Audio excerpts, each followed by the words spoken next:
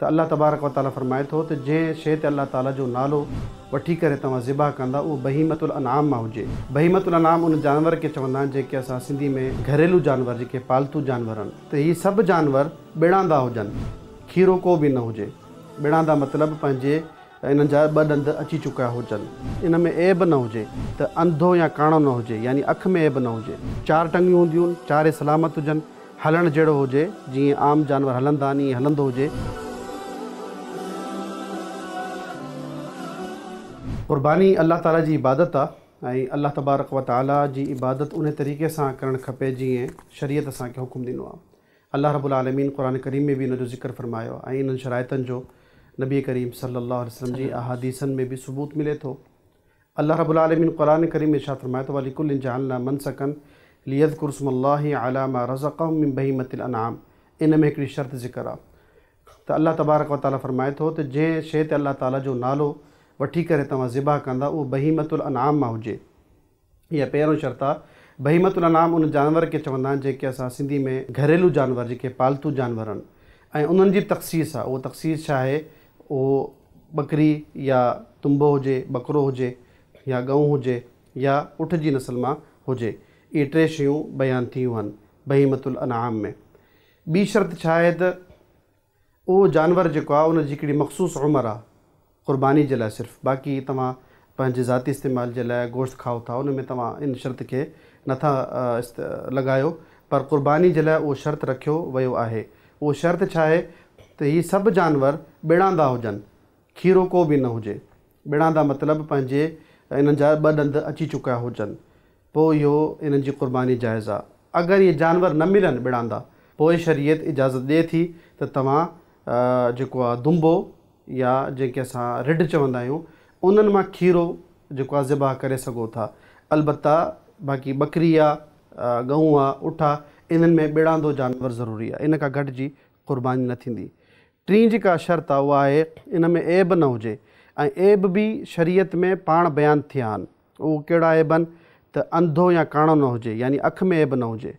Number ॿियो, उन जी टंग चार टंगियूं हूंदियूं आहिनि, चारे सलामत हुजनि, हलणु जहिड़ो हुजे जीअं आम जानवर हलंदा आहिनि ईअं हलंदो हुजे ऐं जिथे तव्हांखे हुनखे कोहणो आहे उते ताईं पाण हली करे अचे। इहे चारि टंगूं उन जूं सलामत हुजनि। त उहो एतिरो पोड़ो न हुजे जो उन जूं हॾियूं नज़र अचनि, यानी हॾियूं ज़ाहिर थी पोड़ो आहे सफ़ा, उन जो हाणे हॾियनि जो जेका मिख हूंदी आहे उहा बि सुकी वई हुजे, अहिड़ो पोड़ो न हुजे।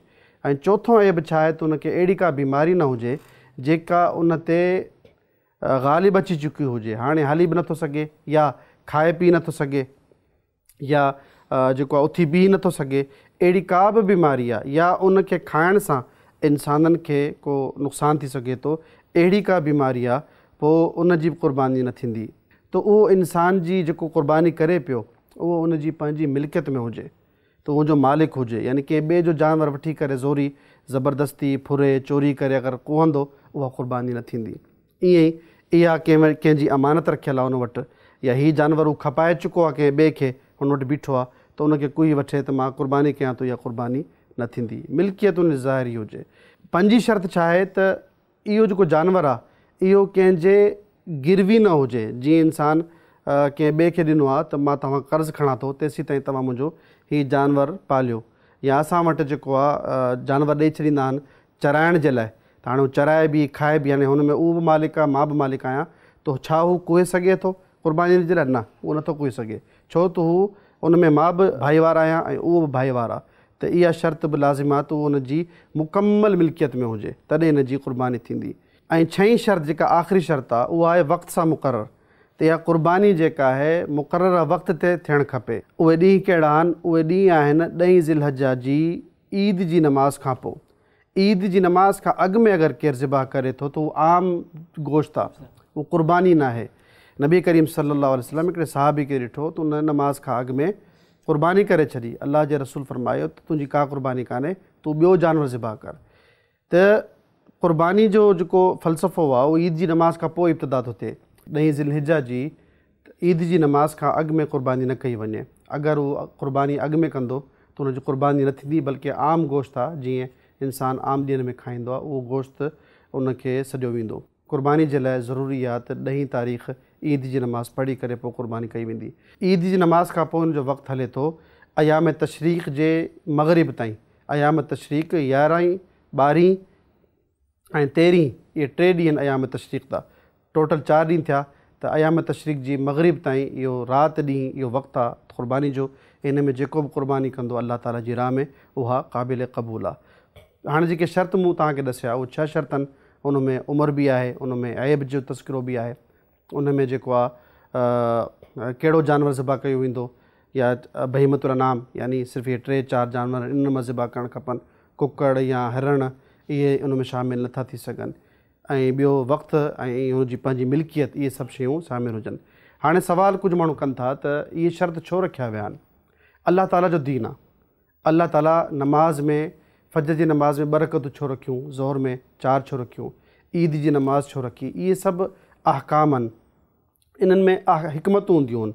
उहे हिकमतूं अल्लाह ताला खे ख़बर आहिनि। असांजे लाइ सिर्फ़ु एतिरो यकीन हुजणु खपे त जेको रब साईं असांखे हुकुम ॾिनो आहे उहो छा आहे, उहो असांजे लाइ शरीयत आहे। उन में भलाई भलाई आहे, ख़ैर ई ख़ैर आहे।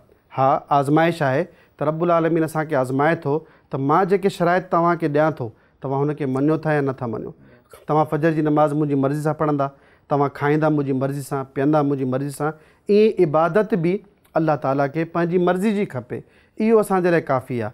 हिन में हिकमत छा आहे, छो ईअं कयो वियो, इन सवाल में वेंदासीं त इंसान पंहिंजे अमल खे ज़ाया थो करे सघे।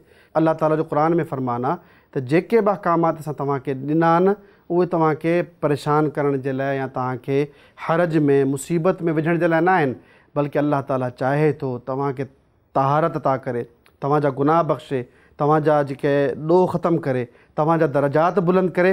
उहे सिर्फ़ु ओॾी महिल थींदा त जीअं रब्बुल आलमीन असांखे हुकुम ॾिनो आहे असां सभु इबादत उहे कयूं, तॾहिं असां मुस्लमान सॾिया वेंदासीं। इन खे इस्लाम चवंदा आहियूं, इन खे मुस्लमान चवंदा आहिनि।